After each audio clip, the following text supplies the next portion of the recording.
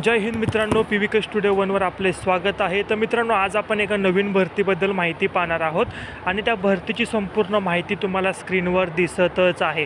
ज्या प्रकारे विभागाचं नाव, त्याचप्रकारे निवड प्रक्रिया कशा पद्धतीने असणार आहे, वेतन, अर्ज करण्याची पद्धत, त्याचप्रकारे अर्ज करण्याची दिनांक, अर्ज करण्याची अंतिम दिनांक, अशी संपूर्ण माहिती तुम्हाला आपल्या स्क्रीनवर दिसतच आहे।